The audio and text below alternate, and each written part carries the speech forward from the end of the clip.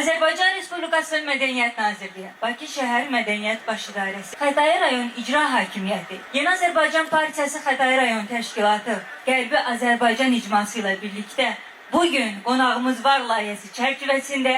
sizlərlə dolu gözəl 2 saata yaxın vaxt keçirəcəyik.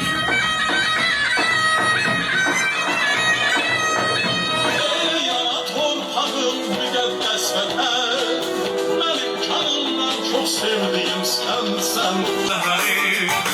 nurlu gecemsen Hayal gitsem de sen benlesen Yaşadın sevdalım işte yok benim Gedirem gelmezsen ya da sal beni